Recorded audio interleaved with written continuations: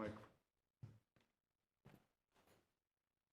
I pledge allegiance to the flag of the United States of America and to the republic for which it stands, one nation, under God, indivisible, with liberty and justice for all.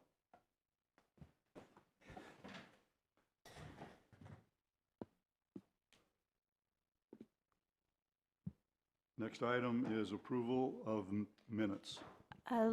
If we could go back to doing the roll call. Oh, I'm sorry. Yep. Forget that every time. Roll call, please. Commissioner Fogg? Present.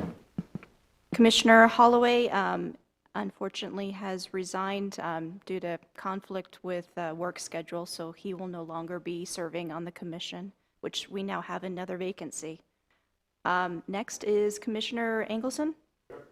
Commissioner Dory. Present. Commissioner Jacks. Here. Commissioner Olson. Here. And Commissioner Reynolds is absent tonight, but otherwise we have a quorum. Thank you. If I could just remind everybody to speak in, turn your microphone on when you're going to talk and speak into it, because they do record these, and if you could do that, we'd really appreciate it. Okay. Item 1, approval of minutes. Approval of the minutes from the May 19th, 2021 meeting. Do I have a motion? I make a motion to approve the minutes of May 19, 2021. Have a motion by Commissioner Fogg. Do I have a second? Second. Second by Commissioner Engelson. All those in favor say aye. Aye. Aye. Opposed? Motion carries.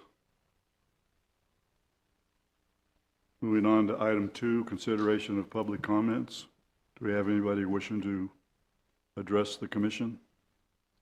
No comments were submitted by this morning's deadline, and none are submitted at this meeting tonight. Okay. Hearing that, we will move on to item number 3, reports, starting with item A, golf course superintendent report. Yeah, Patrick's not going to be able to make it, so I'm going to fill in for him just briefly. I'm going to try to be brief because we have quite a bit of stuff on the agenda. So, and all of this was pretty much in his report that he gave you today. So I'll just kind of go over it kind of quickly, some of the high points. One thing is we want to thank the staff at the golf course for the welcoming that they gave to our new golf professional. Sam Hewitt was in town, and we had some meet and greets with the community, and our staff there did a really good job. We're really pleased with that. Patrick reports too, this is an exciting number, $122,000 was raised since August for all the nonprofit organizations that raise money at the golf course. So that's really exciting. And I think in the neighborhood of $50,000 was raised for veterans from the new Corps, which is a new outing that we had. So that's exciting stuff. You know, a lot of that stuff doesn't get represented in the money that the city takes in, obviously, because it's not, but it's exciting and it goes into our community for good causes. So we're always excited about that kind of stuff. They're working with their new software in the pro shop. We had a wedding at the golf course, which is exciting too. We used the event pad for a wedding, and that turned out really nice.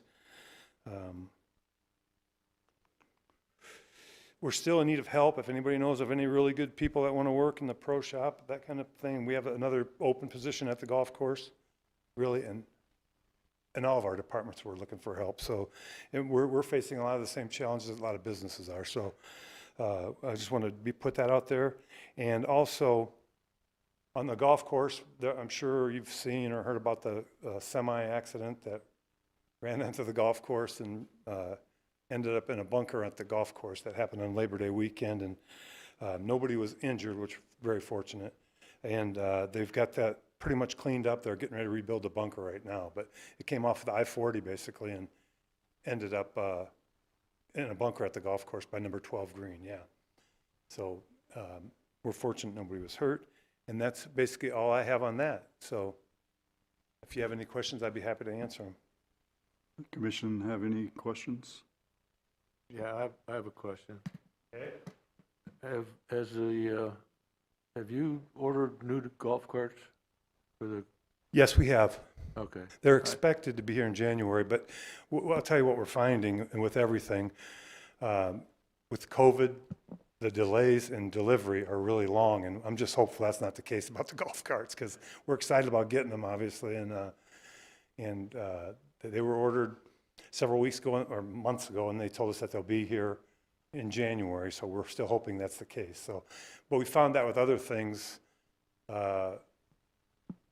we ordered a boom lift to use on the trees at the golf course and the parks and things like that, and we ordered that I believe, last November, and maybe not, maybe it wasn't November, I don't remember the exact date, but they keep pushing the month back.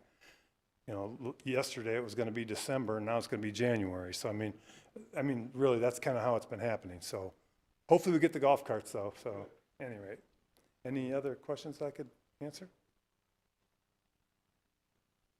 Okay, thank you. Moving on to item B, Recreation Superintendent Report.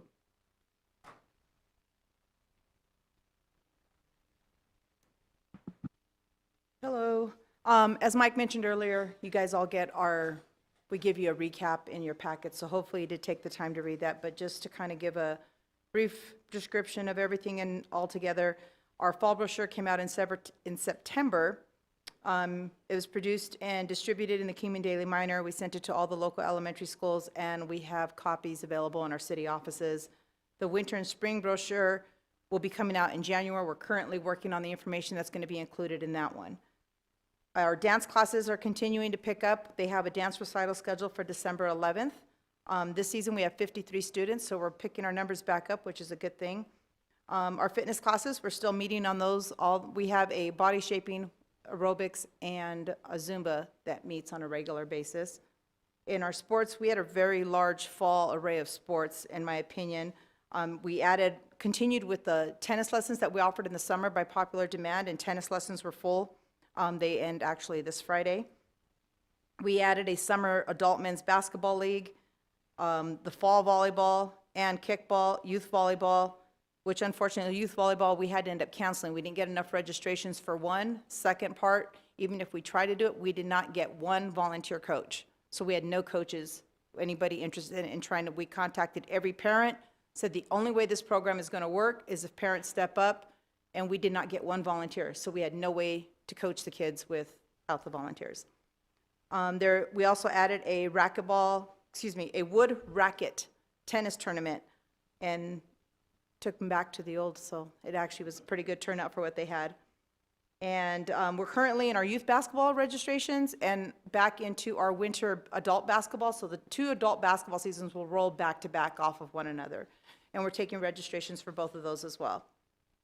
And our special events, since the last time we met, I guess we'd say we had a float-in movie, a couple drive-in movies. Our department worked with our Human Resources Department and offered 2 city special events for employees. We did a pool party at Centennial, and we did a movie at the golf course, which they were able to sit in golf carts, or they can bring up their chairs and blankets, and we did it right out near just right there by the first tee box. We had our Andy Devine Days parade in September.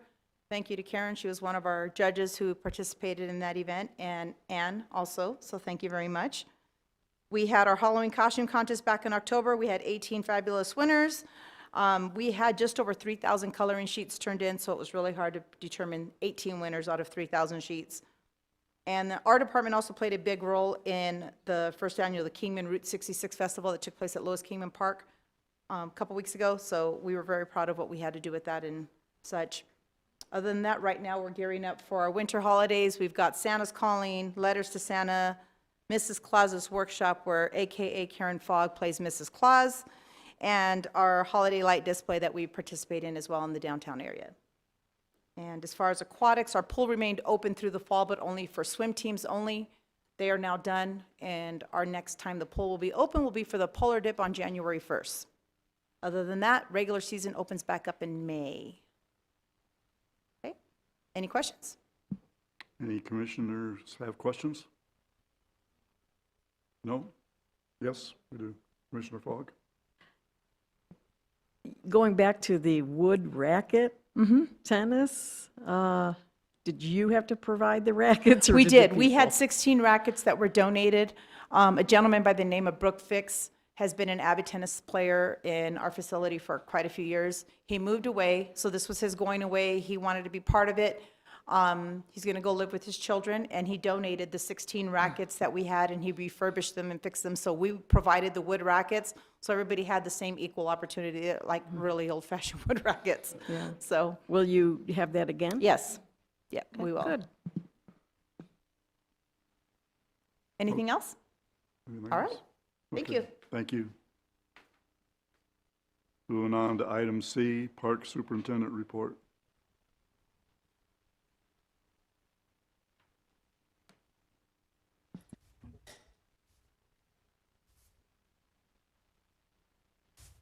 Jerry online? All right.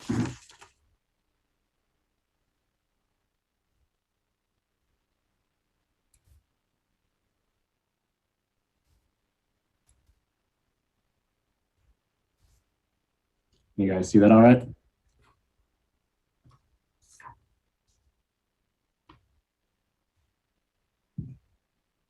Yes, Jerry, we can hear you. Okay. So I will start with slide 1, which is my White Cliffs. We have made more improvements on the trails at White Cliffs. Our mechanic, Ken Kelly, fabricated frames and built benches in-house. As of October 4th, 4 benches have been added at White Cliffs, 3 at Upper Loop and 1 at Lower Loop.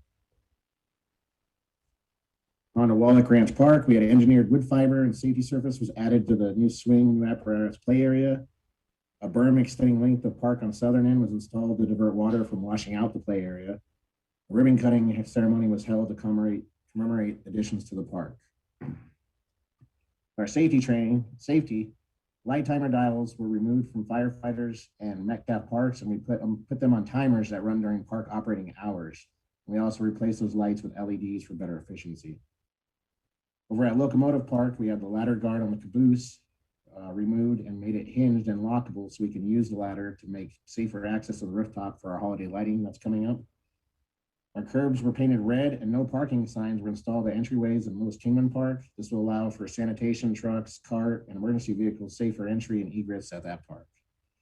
Also, our ball field groomers have completed an online field maintenance course through Beacon Athletics, Groundskeeper University. Both of them completed that and got certificates. Adopt a Park. We had 6 organizations that have adopted their locations over the last year, for at least a year.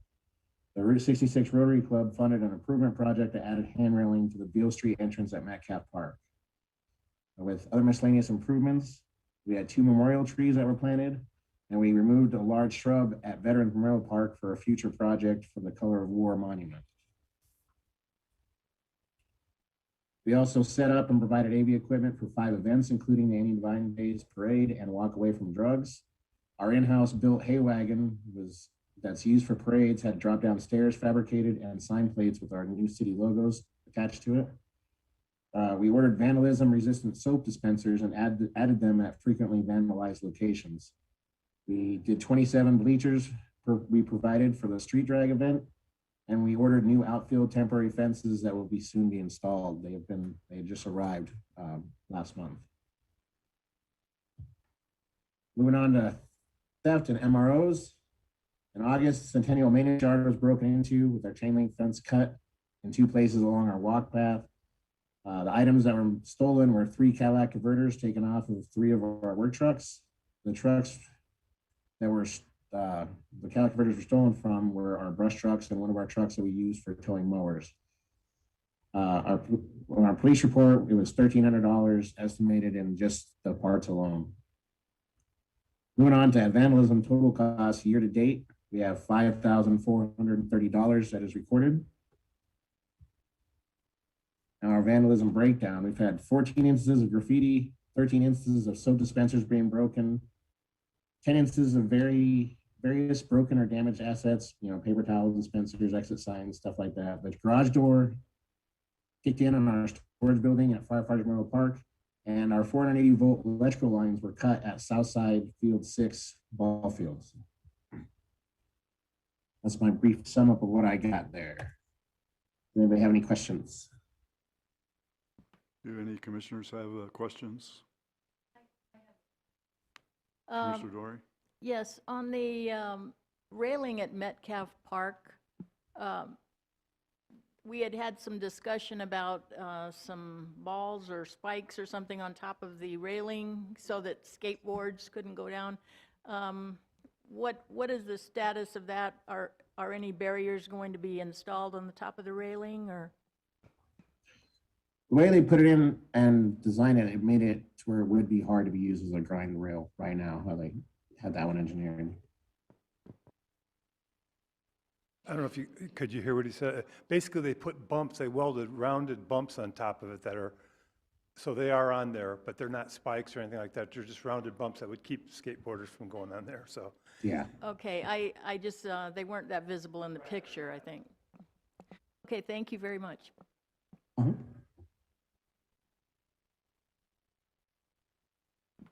Okay, thank you very much.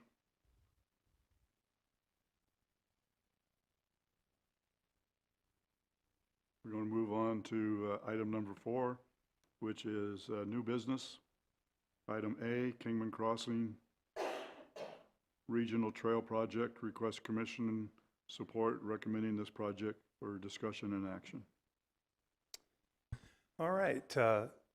Basically, I've been asked to do a resolution to council on this project, and I'm in support of it, and I just thought it would mean more if you guys heard what we have to say and that you are in support of it too. So that's why I'm bringing this to you. And Travis Pennington is here, is who I've been working with on this project. He's a big promoter of this, and I'm excited about it. Basically, it's a trail that will link Sunbelt Park area, the East Branch, to Wallapai Foothills, to Wallapai Mountain Road is the plan, basically, that will have trails that will go across there on the utility easements and other easements primarily. You know, trying not to and disturb any other property. Here's a map of the project. It will be on state land. It'll cross state land, county land, and BLM land, and so that's why it's a project we got to get started on, and it's going to be quite a bit to get it accomplished. It's going to be for hiking, bicycling, horseback riding, that kind of thing. And road crossings are very important. They're should be avoided if they can be, but there's going to be some road crossings there. And there's a proposed county park with a campsite as part of this project. And the project's going to be, some of the funds raised from that will go toward maintaining the entire trail. That's what they're recommending. So, and he'll obviously be taking this to the county, to BLM, and I've been in contact with state lands because there's some state land that we'll have to cross there. So basically, like I said, this will connect all those areas, and it'll be on utility easements. And the challenge with that is the property that it crosses, the power companies have said they're good with us utilizing the easements, but whoever's property it crosses, they have to agree to it too. So, and we're pretty confident that we can get that done. And what my hope is that we get more utility easements over the time where we start connecting other areas of our town together. You know, come down Wallapai Mountain Road and link to Southside Park area, to White Cliffs Wagon Wheels, and out to Camp Beal. That's my dream eventually, to get all that done. So, and even trails coming down from Wallapai Mountain Park to all the way to downtown would be cool. I mean, to be able to link all those areas where you can get to, and we think it's feasible, really. So, and there are some cities that have done this in Arizona, so pretty successfully. So, we're not the first ones, but we're excited about it. Signage, obviously, is very important, and we've done a lot of good signage at some of the projects we have. Barriers and gates at access points are important, especially if there's cattle guards needed and things like that. Trailhead standards, we want to make sure that we have good trailheads in the areas and that they're safe. You know, the parking lots have to be big enough to hold this type of traffic if there's horse trailers and things like that. So it's important that we get all that done properly. There's a map of utility easements through Kingman, basically. So you can see kind of where they're at. There's a lot of potential to utilize them to put future trails in. So that's what excites me about the whole project, and this is a great start on it, really. So like I said, and it's going to be a time-consuming project because of all the legal departments that are going to be involved, agreements, trail design, construction, and the added cost of trail maintenance obviously is very important. And that's all I have, and I'd be happy to answer any questions, and if you have any other questions. Mr. Pennington's here. Yeah, that'd be great. If you guys are ready for him, he can talk too, so. Sure. Yeah. My name is Travis Pennington. I work at Angle Homes. When I came on at Angle Homes, I had discussions with Doug, the owner of the company, about what is that amenity that we think is, like, we as a developer think is worthy of an investment, right? Golf courses and things like, we have those already in our community. So a lot of the subdivisions that we have these utility easements, and they're really these kind of boring, bland things that nobody thinks of. You really can't build anything on them, but we all have them in certain extents running through our neighborhoods or through our yards in town. So if we could take those and we didn't come up with this idea. Scottsdale has these all over the place. If you go downtown Scottsdale, they have the canal going through there. And above that canal, there's power lines, and below those power lines are bike trails and walking trails. So it's that concept. It's something we already have here in our community. So this proposed trail is like maybe, it probably needs to be broken down into phases, but would make like a 12.5-mile loop around and connect probably a dozen different subdivisions, everything from Rancho Santa Fe. We've been in communications with ADOT to be able to allow, in these new off-ramps that are going to be constructed, they're well aware that we want this trail to be accommodated, and they're willing to give us the appropriate permits to be able to do so. So, and then the reason that this resolution that we're asking for today is so important is I've had many meetings with the county and some of the politicians associated with the county. So if they said, if the city in fact does support this, right, and this is what we're talking about, and then I can get a resolution that's approved by the city council and take that to the county. That's the county manager would take that information and prepare like a resolution to get the county to say, yes, we like this idea, we support this concept. And then he could give the authority to various departments to be able to start negotiating with, we're proposing like a 60 to 80 acre park. If you're up in the Rancho Santa Fe subdivision, there's a big white water tank up there in that area. Everything behind that going up towards the mountain is owned by BLM. So what we're proposing to BLM is that they basically, just like the Wallapai Mountain Park is not owned by Mojave County, it's actually BLM land, and they have like a 100-year lease where the Wallapai Mountain Park sits. So a very similar concept as we get this 60 to 80 acre park there. We kind of design it to make Kingman like a destination for mountain bike riding. You could come here, camp in our community, take these trails, these bike trails and hiking trails, and you could go shopping at the new mall. You could drive around this, and maybe even end up at some of these other mountain bike trails that we have around the community. So that's the concept, and then so that park is connected to this. Like, get this resolution passed by our city council, take that to the county. That gives county employees the authority to start negotiating on this park. But hopefully, not too many, just maybe within the next 12 months, 24 months, we start putting funding in place and start building little sections of this trail. And we're not talking about paved trails or massive amounts of improvements. We're talking about going in there, building dirt trails.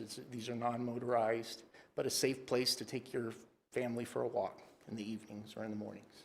I'd be happy to answer any questions, but that's kind of making it short and giving the concept. Any questions?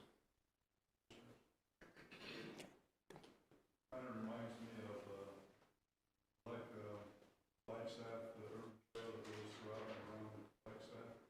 Yeah, I mean, that's a beautiful trail, and I want to say yes, but hopefully years down into the future, but yes, that concept, maybe not with all that pretty right now, but humble beginnings. Yes, so if anybody has any questions of me, I'd be happy to answer them too. I mean, I think it's pretty spelled out pretty good, so. Okay, so is there a motion for the commission supports Kingman Crossing Region Trail Project? I'd make a motion that the commission supports the trail project as stated. Motion by Commissioner Wilson, a second. I'll second that. Second by Commissioner Log. All those in favor say aye. Aye. Opposed? Motion carries. This on to item 4B of new business, playground improvements for FY '22. Request commission recommendation, discussion, and action. Yes, we brought this to you because there's a lot of playground improvements that we need, obviously, and we wanted you to look at it and hear what we had to say basically about some of the key projects that we're looking at and get your feelings on them too, get your vote of support on basically. So basically we have two different methods that we're looking at spending our money this year on, and basically one of them is putting a climbing wall. Number one is putting a climbing wall apparatus at Metcalf Park. It's a if you've seen them, you climb like you're climbing a rock wall, basically, is what it is. And what we like about that idea there, Metcalf Park has a lot of really old equipment there for one, and it also, we have a apparatus swing that's there that's basically been broken more than it's been working because big kids get on it, and it's mainly for a parent and a child, and so it's been broken a couple times. So we're trying to steer more older age kids play equipment there and some younger stuff that's more durable, basically. So we think that would be a good fit for there. And then we're looking at Hubs Park to remove a lot of the old a lot of the apparatus at Hubs Park are really old, and they're kind of piecemealed together, which isn't a good thing to do, but we've done it there, and we think that's a good thing to get rid of that and put more youth-friendly there's a Head Start program there, and there's a lot of people that take their younger kids there, and we want to get some apparatuses that are for autistic kids and more friendly apparatuses for touch playground apparatuses. Basically, the large percent of our population of kids has learning disabilities and challenges that we think this type of stuff could really be a big help. So that's number one, and then number two is install additional shade structures, which we've done a really good job, I think, of installing shade structures so far in my time in this position. I mean, we've done a lot, and we still need them everywhere, but like I said, we have other needs too that we think are important, and that's kind of what they are. Hubs Park there, this is just a map of Hubs Park where it is and where we'd remove some of the stuff and put in some compound youth play apparatuses and the autism play pieces, inclusive sensory is what they're termed, but so that's kind of what we're looking at for there. And Metcalf Park, there's the Metcalf Park, and here is where the shade structures would go if we went that route, which, like I said, we do need additional shade structures, but our department feels like really investing some money in those playgrounds right now is a more appropriate thing, and so we'd like to know what you all think of item one or item two, basically. So I have a question. yes. On the Metcalf Park, you talked about a climbing wall. What's the liability or safety procedures on running a climbing wall in a public park? They're in many public parks all around the state and all around the country, really. So they're not super high. I mean, they're maybe this high. It's not super high, but you've seen them where they're super high and you have to strap in. It's not one of those. It's just more, I thought I had a picture of it on here even, but I guess I didn't. But they're safe playground. They're made for playgrounds. So it's not, we wouldn't obviously not do it if it was a safety concern that our safety department had any concern over it, or our legal department had any concern over it. So we would definitely not do it if they were concerned. So. I have a question. So I think these are all good ideas on the playground, but right now is it a priority question? Like we're going to do one, like Hubs and Metcalf as opposed to the other two parks? Correct. We don't have the funds to do all of it. We have enough funding to do basically either one of those, the two shade structures or the two different playground apparatuses, playground areas. And like I said, our Jerry, who's on, he knows about the playground equipment that we have at Hubs even better than I do. And we personally feel like that's a better investment right now for the well-being of the kids in our community than, because we have some really nice shade structures and playgrounds for them to go to when it's really hot. So it's kind of what our feeling is. So hope I answered your question. My preference would be Hubs. I spend a lot of time in Hubs and playground equipment there. Shade screens definitely need, but how far down the road would that second project be that? We would review it next budget year. We'll put in for it in the budget. We've been getting about $150,000 or $200,000 a year as long as the council's supportive of quality of life issues, which this council has been amazingly supportive of quality of life stuff. Our department's gotten more done, so I'm really appreciative of that. Our city manager is very supportive of it, so we think it will happen soon, but we can't get it all done at one time. So I have a question. Does the city of Kingman have any requirement of builders that when they put certain number of homes in, that they provide some open space, park type? I don't believe they do, and there's talk of that. There's been talk of that, but it's not really a subdivision should have a open space green area. You're saying basically? No, they don't really have that. That's too bad. It is, and that this is back to the other subject, but that at least is going in the right direction if we can have them. I noticed they're putting a lot of catch basins in around the new homes in our area. Couldn't they be used as open space, kind of like the green hole is? Or is that just too much? Well, I think they're putting fences around them because of liability reasons, I think, when they get filled with water. I don't really know all the particulars about that, and they could possibly be used like that, but obviously there's going to be irrigation required and money that's going to have to be spent to make it that way, because they do turn those over to the city to maintain, basically, so, they do, I mean, right, so, but anyways, those are thoughts that could possibly be, like I said, they're pretty small. That would have to go, and we would bring it here first to talk about it if we decided to pursue that, obviously. But that's expensive stuff too, really, putting all that in infrastructure. You wouldn't be able to really have playgrounds there, I don't think, because of the floods that come across and things like that. But some of them are getting in decent size where if it was grass on the bottom and possibly do something like that. So, those are all things that are worth talking about.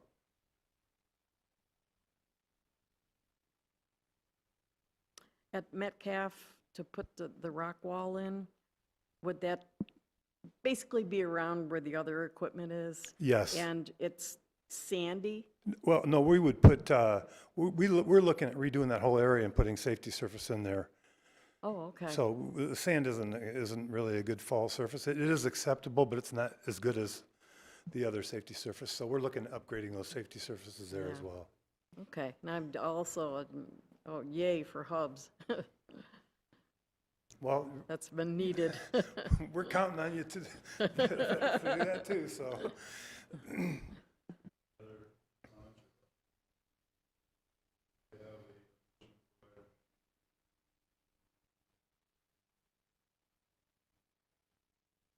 I'd like to make a motion that as far as items 1 or 2, item 1 is definitely needed at those two parks at Metcalf and Hubs, and I would really like to see that come to fruition. Motion by Commissioner Fogg, do we have I second it. a second by Commissioner Rory? In favor, say Aye. opposed.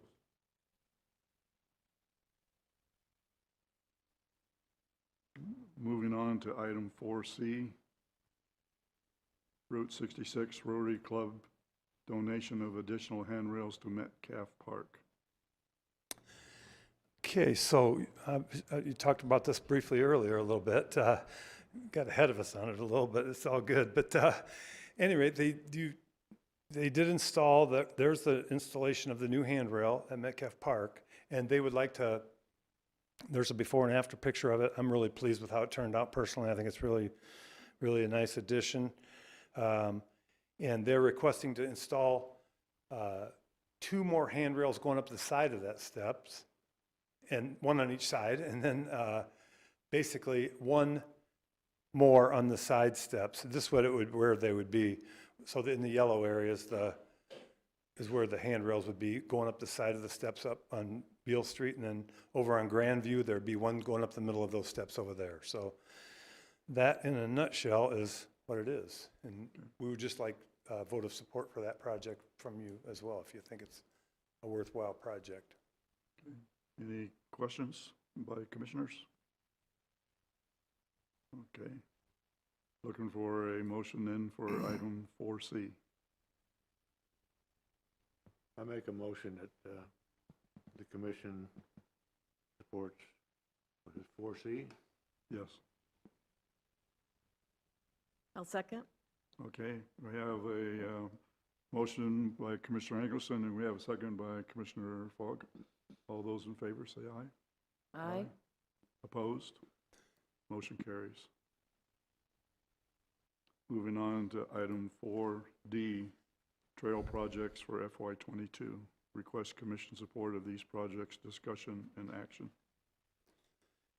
Basically, the first project, White Cliffs Wagon Wheels Phase 2 trail's already been approved and in the process. I just want to touch on that briefly to make you aware of.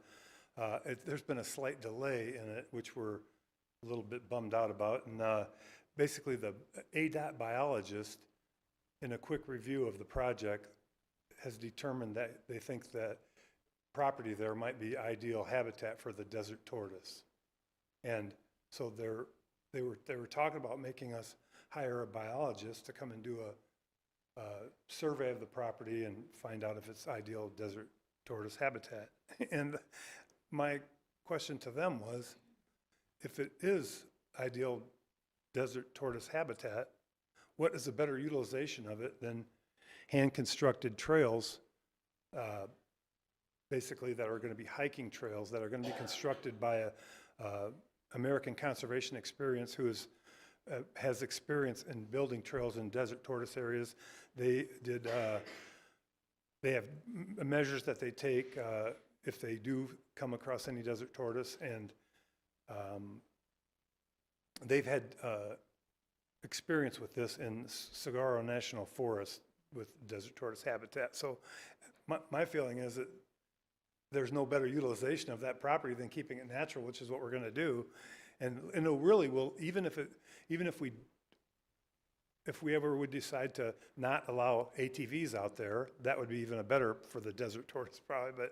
But I think even having the hiking trails out there limits the ATV traffic, because the ATV people, a lot of times, and I was an ATV person, so I can't say this, but you don't want to be around where the people are hiking and stuff like that. You kind of go your own places to get away from them in a sense. So like I said, I think this is a great project, and hopefully, and Arizona State Parks and Trails, I've been pushing hard to try to get this approval to start working on the project, because I would like to see them do all this project this winter. And that's what we're hoping is going to happen. And Arizona State Parks and Trails still reassures me they think it will get done. So we're excited about it, like I said, and we think it's going to happen. So we do have some funding available in our CIP budget. That this is a project that I would like for your vote of support on as well. At Camp Beale Loop, there's a 3.2 mile trail out there, if anybody's familiar with it. But what we would like to do is put a divider trail down the middle of that, which will make them into 2 smaller trails, basically. It'll be 2 loops for the bikers to go on. And the east loop, if you're looking at the trail from the parking lot, the east loop will be a much easier, with this divider trail, it'll be much easier biking trail for a lot of people. Probably not me yet, but there'll be a lot more people that be able to ride their bikes on it that right now can't. As a matter of fact, there'll still be some very, very challenging areas on the west loop. The northwest corner of the Beale Trail, there's some really challenging areas. And I think I've said this at this meeting before. I only know 2 people that could ride their bike around that whole thing without getting off their bike.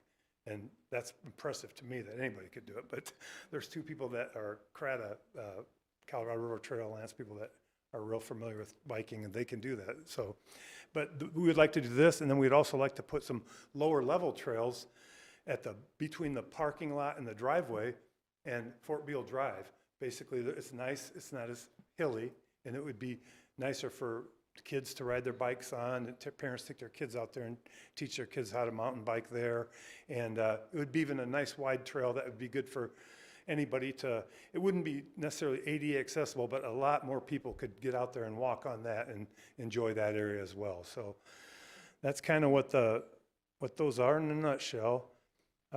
This is more a map of the dotted line is where we're talking about putting the lower level stuff between the parking lot and and this is the actual map of the trail. What's really cool about the trail that we're looking at, put in the divider trail, I think what's really cool about it anyways, we put a new bench up there, and when you're sitting on that new bench, you're looking down at the parking lot, and you can see all of Kingman, the Wallop Mountain, and you'll be hiking basically down that wash kind of, and traversing back over and back a couple times, so you'll be getting a lot of really cool views, and I just think it's a really cool project. So, and there again, we'd be working with ACE, they're the ones who designed this trail, and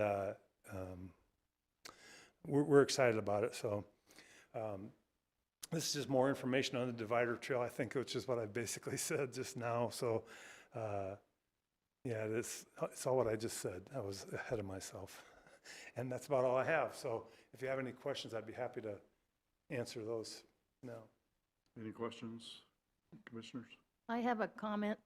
I think it's a fantastic idea. I've hiked the entire trail, and it can be quite challenging. And this divides it into a more challenging section and an easier section. So however you're feeling that day, then you can choose the one you want. Or you can do the entire trail. So I think Or you can do them both. yeah, right. I think it's a great idea. So. Well, thank you. Any other questions, comments? Do we have a motion giving commissioner support to the FY22 trail projects? Looking for a motion. I make a motion to support the trail projects. Got a motion by Commissioner Rory, second. Looking for a second. I'll second that. And a second by Commissioner Fogg. All those in favor say aye. Aye. Opposed? Motion carries. Thank you very much. Moving on to item 5, announcements by commission members. Limited to announcements, availability, or attendance at conferences and seminars. Requests for agenda items for future meetings. Requests for reports from staff. No discussion on any of these items. Do any commission members have comments I have or a few. announcements? I have a few. Commissioner Fogg? Let me see. Yeah, July, went to the ribbon cutting at the event pad at the golf course. And also the ribbon cutting at Wallach Ranch, that new, the shade covering. Also, Ann and I did the parade judging. And I also met with the new golf pro, Sam Hewitt, and we had a nice chat. Outstanding. Thank you. Any other items? Yes. Just real quick, I just wanted to say welcome to Joanne Olson. Thank you very much for serving. We really appreciate it. And I just wanted to say again, thank you to everybody for the meet and greet. That the staff did a great job. And thank you to our Parks and Rec staff. They've had a lot going on and done a really good job too. So I really appreciate that. And I want to say enjoy the holidays. We won't see it till after Christmas. The next meeting is February 16th. So I just want to be sure to say that. And holidays, Christmas, New Year's, all of them, Thanksgiving. So thank you all very much. Thank you. You said the next meeting is February 16th. 16th. Okay. Okay, looking for a motion for adjournment. I'll entertain the motion to adjourn. Okay, we have a motion by Commissioner Fogg. Do we have a second? I second it. Second by Commissioner Dory. We are adjourned.